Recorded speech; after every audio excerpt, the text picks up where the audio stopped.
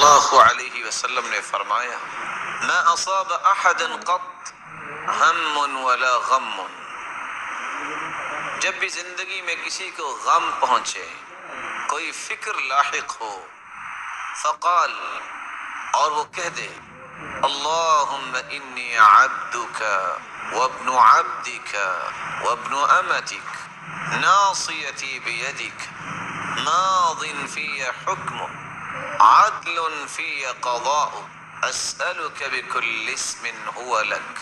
سمیت به نفسک او انزلته فی کتابک او علمته احدا من خلقک او استأثرت به في علم الغيب عندك ان تجعل القرآن العظيم ربيع قلبي ونور صدري وجلاء حزني وذهاب همي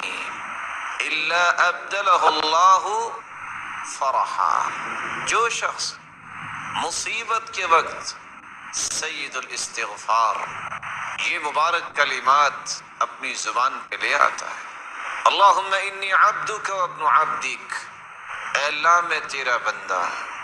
تیرے بندے کا بیٹا، اے اللہ تیری بندی کا بیٹا، ناصیتی بیدک، اے اللہ میری پیشانی تیرے ہاتھ میں، ماض فی حکمک، تیرے ہی فیصلے جاری ہونے ہیں، عدل فی قضاؤک، تیرے ہر فیصلے عدل پر مبنی ہے، اسألک بکل اسم هو لک، اے اللہ میں تیرے ان ناموں سے تجھ سے مانگتا ہوں، سمیت به نفسک، جو تو نے اپنے لیے پسند کیے، او انزلتہ فی کتابک، یا تو نے اسے اپنی کتاب میں نازل کیا ہے، او علمتہ احدا من خلقک، یہ تو نے اپنی مخلوق میں سے کسی کو سکھا دیے ہیں، او استأثرت به فی علم الغیب عندک، اے میرے مالک میں ان ناموں سے بھی تجھ سے مانگتا ہوں جو تو نے اپنے پاس رکھے ہیں، ان تجعل القرآن العظیم ربیع قلبی ونور صدری وجلاء حزنی وذهاب ہمی، اے اللہ اس قرآن کو میرے لیے میرے دل کی بہار بنا دے اور میرے سینے کی روشنی بنا دے اور میرے غموں کو دور کرنے کا ذریعہ بنا دے، وذهاب ہمی،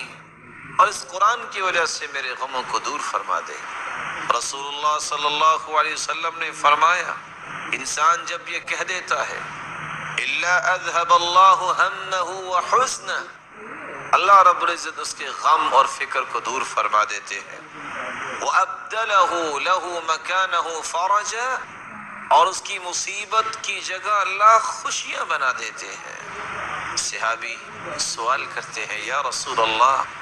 صلی اللہ علیہ وسلم الا نتعلمها، ہم اس کو سیکھ نہ لے؟ قال بلا، کیوں نہیں، ينبغي لمن سمعها ان يتعلمها، اس شخص کے لیے لائق یہ ہے جو یہ کلمات سنے کہ وہ ان کو سیکھ لے۔